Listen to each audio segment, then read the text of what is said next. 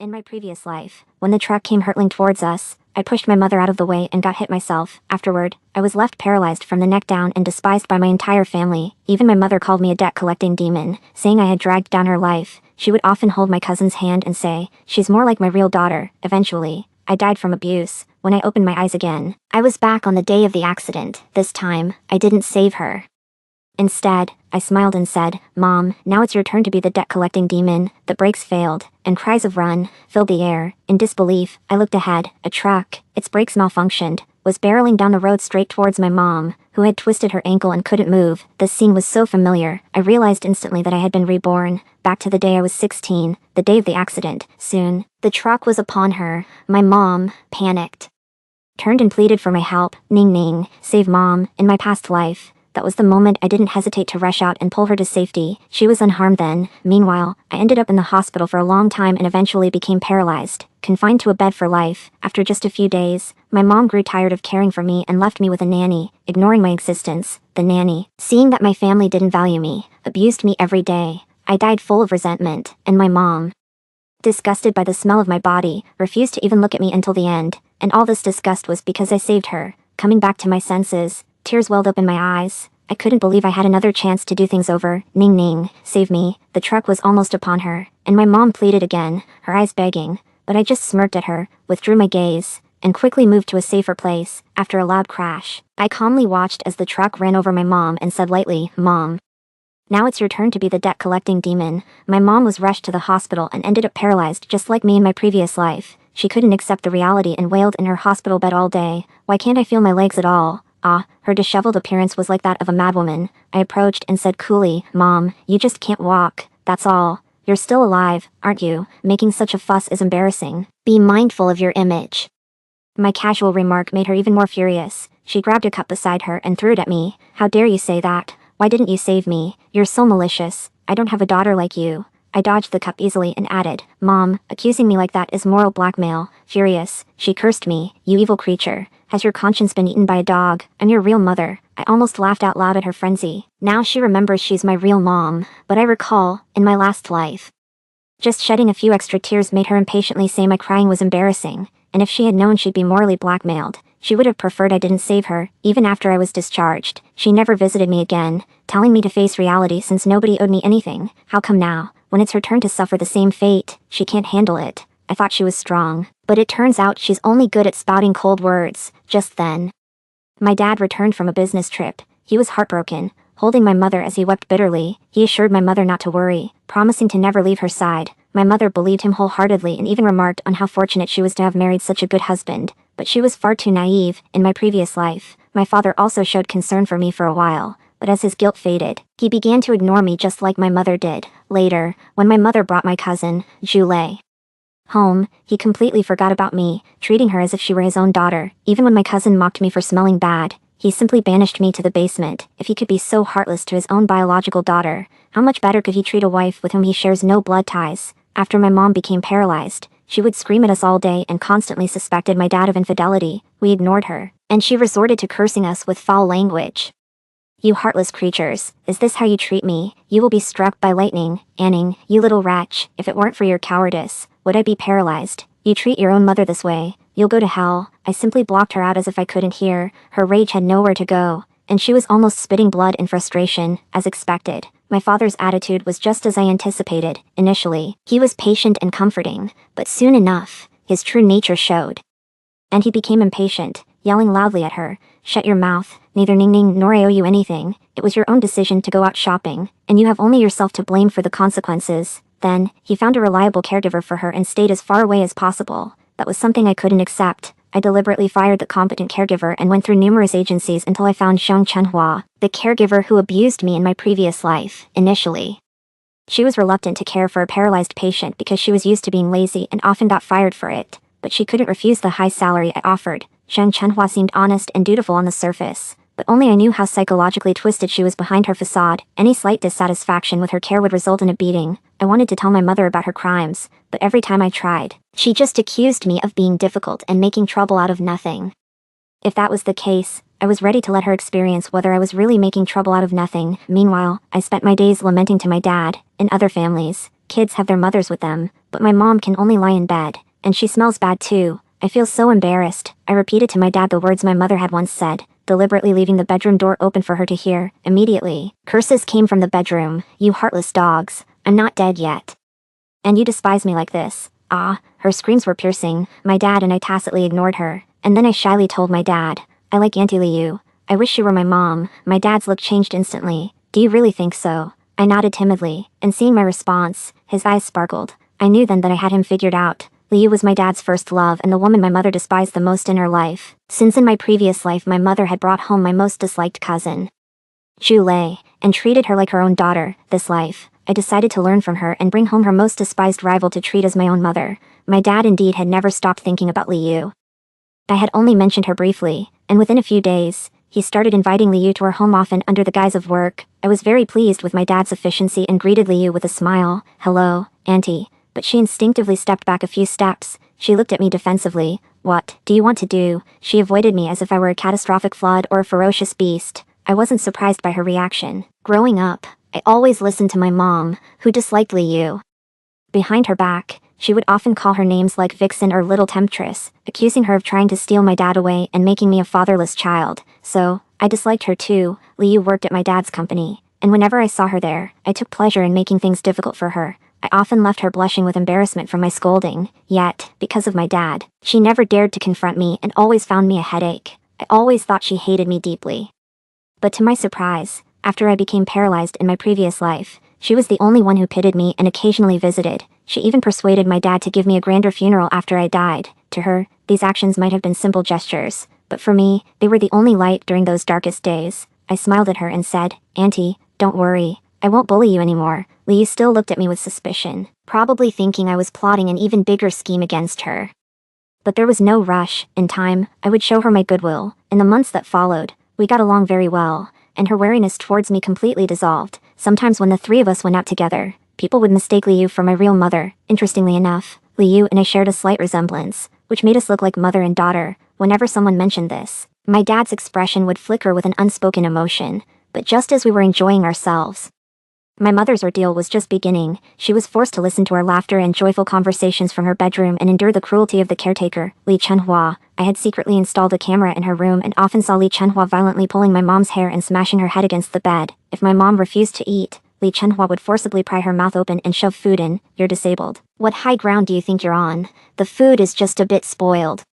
Don't trouble me to make it again. Just eat it. Once the proudest person, she now resembled an abused stray dog, tortured beyond her limits. She begged me for help and accused Li Chenhua of her brutality, but I just told her impatiently, stop making trouble. Do you know how hard it is to find a caretaker for someone disabled like you? Can you stop causing problems for Dad and me? It's just your paranoia because of your paralysis. Auntie Li is so good. Can't you be more positive? I sighed. Ah. You're really a curse on me and Dad. We must be really unlucky. I was throwing back at her the exact words she used to say to me, furious. My mom nearly choked. You little wretch, I am your real mother, and you call me a curse. I could kill you. Auntie Li may be good, but she's not your real mom, you blind and heartless fool. She lunged at me with her hands, but lacking any strength, she just fell off the bed. I let her thrash about on the floor, not even sparing her a glance. Just as she had done to me in the past life. Then, deliberately provoking her, I instructed Li Chenhua in a clear, measured tone, keep her quiet. Auntie Li is coming over to celebrate my birthday. Make sure she doesn't ruin our family of three's mood. Li Chenhua quickly nodded in agreement, promising repeatedly not to let my mom disturb us. I turned and walked out, leaving my mom raging behind me. She pointed at me and demanded, what did you say, you little wretch?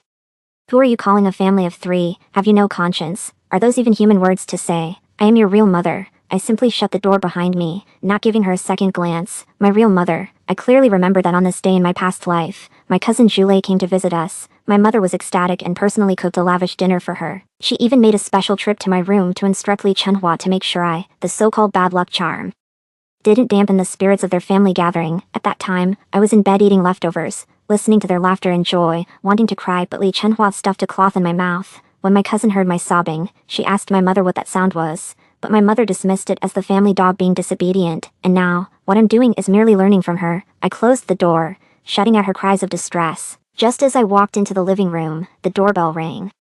Glancing at the calendar, I guessed it was my opportunistic cousin at the door. In my past life, I suffered endlessly at her hands, But this life is different. I'm curious to see what tricks she might try. When my father heard the long ringing of the doorbell, thinking no one was in the living room, he came down to answer it himself. Julie, seeing that it wasn't my mother who opened the door, paused in confusion and muttered softly, "Why is it different from before? Could I have remembered wrongly?"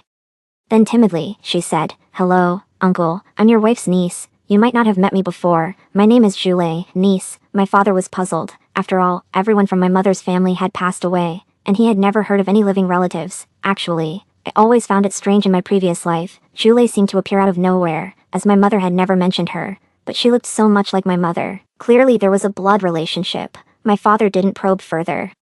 But now that I think about it, it really is mysterious. I reminded my father, "Mom doesn't have any nieces. She was clearly an orphan. Dad, this person must be a scammer." My father then looked at her with suspicion. "I've never heard my wife mention having any nieces. Are you sure you're not mistaken?" Julie replied with a look of hurt. "I'm not a scammer, uncle. Please believe me. May I come in and explain slowly?" "No." Before my father could respond, I stepped forward and spoke first. Covering my nose in disgust, "Dad, why is she so dirty? Is she a beggar? Let's not let her in, or she'll dirty our newly laid carpet." Julie heard my words, clenched her teeth in anger. "Who are you calling a beggar?" Then, recognizing my face, she was as surprised as if she had seen a ghost. She took a couple of steps back, pointing at me with a trembling voice. Are you Anning?" "Yes. How do you know my name?" I pinched the hem of my skirt, looking down at her haughtily, like a princess scrutinizing her servant, just like the way she used to look at me in my past life. Julie rushed up to me in disbelief, then stared intently at my legs. "You were supposed to be paralyzed at this time. Why are you perfectly fine now? Where is my aunt? I want to see her." At that moment, I realized Julie had also been reborn. My father saw her grabbing my arm and pushed her aside. "What on earth are you raving about? Paralysis? Are you cursing my precious daughter? Dare to harm my daughter and you'll have me to deal with." Julie, used to bullying me in the past life, was still adjusting to the changes in this life, hearing my father's scolding. She looked up at him incredulously and protested, "Dad, why are you speaking to me like this? I am Lele. You used to say I was the sweetest girl in the world. Why have you changed?" "Unfortunately, this isn't the past life anymore. In my father's eyes, there's only me, his daughter." He looked at her as if she were insane. "Are you out of your mind? Who do you think your father is? I can't understand a word you're saying." I looked at her with pity. She must be mentally ill. Maybe even escaped from an asylum. My attitude only agitated her further. "Shut up. You have no say in this house." "No, something must be wrong. Where is my aunt? I need to see her." Julie obviously couldn't face reality and insisted on seeing my mother. Impatiently, my father pointed towards the bedroom. "Are you sick? It's my daughter's home. She can say whatever she wants. Your aunt is lying inside. Go see her if you want. But don't say I didn't warn you. Your aunt is mad now.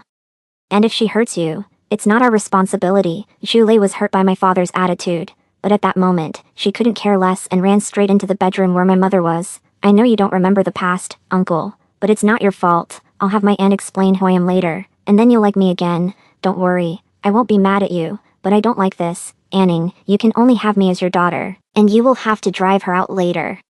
My father was dumbfounded and didn't even know how to respond. After all, who can reason with a mad person? She confidently pushed open the bedroom door, full of anticipation, only to see my mother had just wet the bed and was being slapped by Li Chenhua. Li Chenhua, seeing us enter, awkwardly withdrew her hand, but seeing that neither my father nor I reprimanded her, she regained her confidence. Julie, however, collapsed. "Ah, how could this be?" she screamed, pulling Li Chenhua away, disbelievingly staring at my mother. "Are you really my aunt? No, how could you turn into this?" My mother had aged a lot after the car accident, looking nothing like her former graceful self. Julie struggled to reconcile this image with the aunt she knew from before. "Because my mom had a car accident, that's why she looks like this now. Didn't you have something to say to her? Then say it quickly." Seeing Julie confused, I kindly explained. When my mother saw Julie, she suddenly became spirited, tearfully looking at her. "Lele, you finally came to see your aunt. I've missed you so much. Please save me. They are all bad people trying to kill me." My mother reached out to touch Julie's face, but her dirty hand, even stained with urine, hadn't touched Julie when she screamed and dodged away. "No, you're lying. My aunt is beautiful and elegant. How could she look like this?"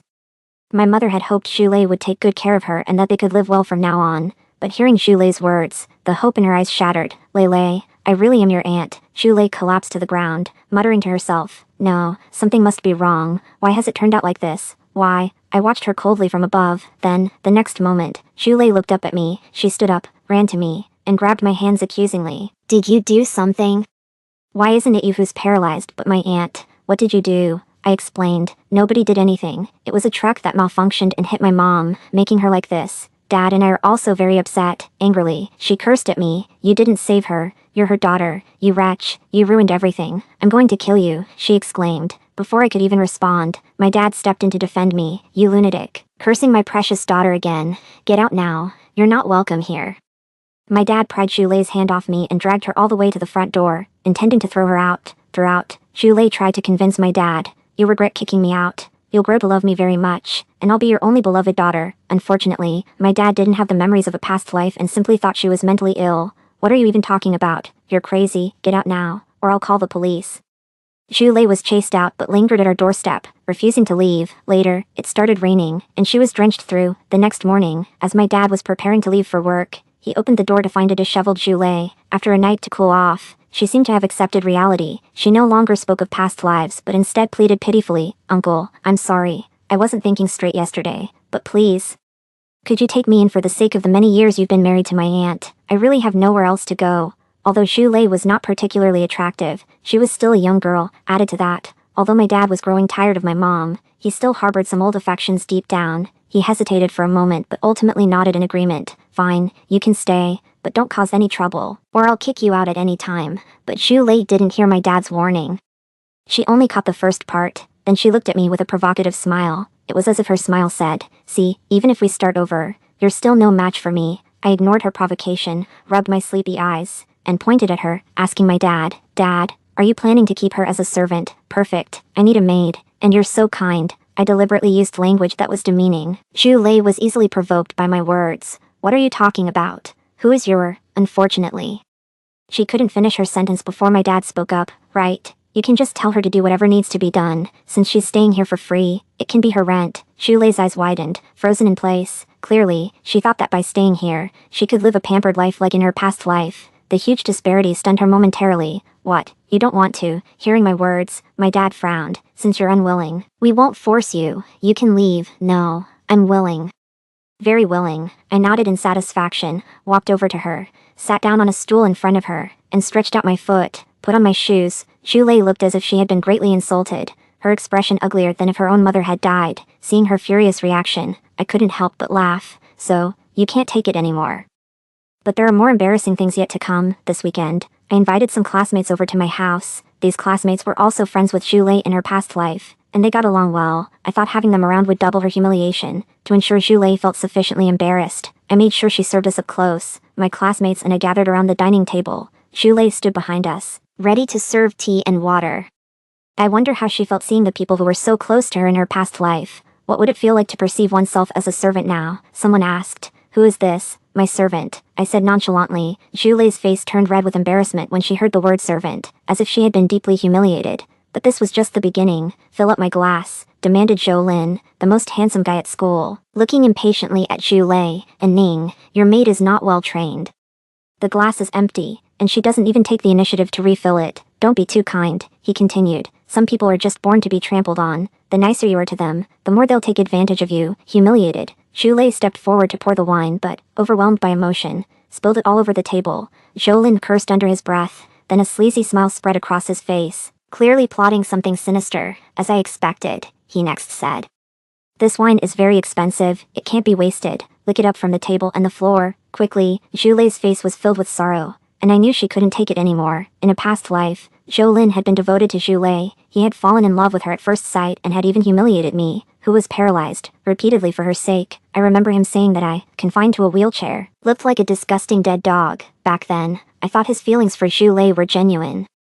But now, seeing them reunite in this life without her dazzling status, the love at first sight was nowhere to be seen. How ironic. Shulei had been able to endure until now, but after hearing his cruel words, she couldn't hold back any longer. With tears brimming in her eyes, she looked at Zhou Lin and said, You used to say that you would always treat me well, whether I loved you or not. Why are you bullying me like this now?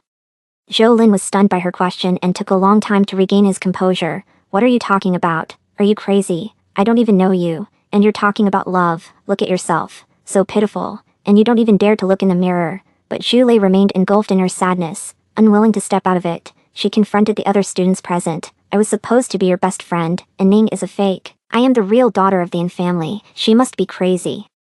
Right, Has she been reading too many novels and started taking her fantasies for reality? The students said, looking at her as if she were mentally ill. Humiliated, she turned and wanted to flee to the basement where she lived to cry. I reminded her, "You can't cry now. We still need you to serve us. If you don't stay here, I'll tell Dad to kick you out." Hearing my words, Shulei stopped in her tracks, her teeth grinding audibly, but she couldn't change her situation to avoid being thrown out. She had to come and serve me obediently. Watching her angry expression, I could only sneer. This was the treatment she deserved. In a previous life, I believed in familial love and let her take advantage of me and enjoy a fortune that wasn't hers. To think she believed she was entitled to it was utterly ludicrous. Then, she numbly continued to serve us tea and water, her eyes seemingly filled with immense hatred. When everyone had left, I was about to return to my room to rest, but suddenly, Shulei stopped me. She looked at me for a long time before finally speaking. "You've been reborn too, haven't you?" I looked up, meeting her resentful gaze. Shulei said word by word, "I thought it was strange before, but now I'm sure of it. I'm not the only one who's been reborn, right? So, in this life, it was your aunt who was in the car accident, not you." I lifted my head and looked down at her. "You're only realizing this now. You're even more foolish than I thought.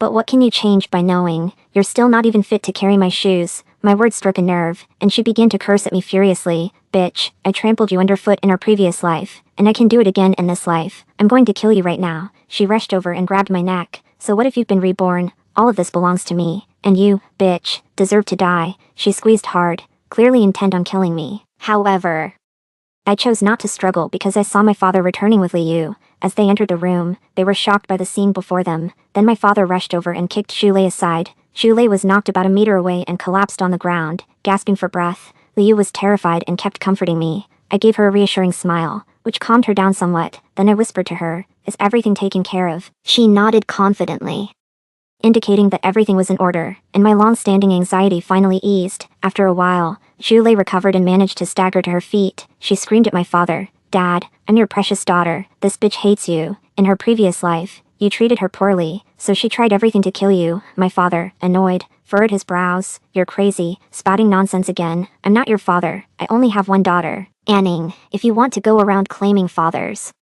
please find someone else. But for now, you need to stay at the police station." As soon as he finished speaking, police sirens sounded outside. The police had arrived. Shulei looked at my father incredulously. "You actually called the police to arrest me?" My father ignored her, and she continued to rant. "You will regret this decision, and I will not forgive you easily." Then she turned to me with a sinister smile. "Don't be too smug. You never know who will have the last laugh."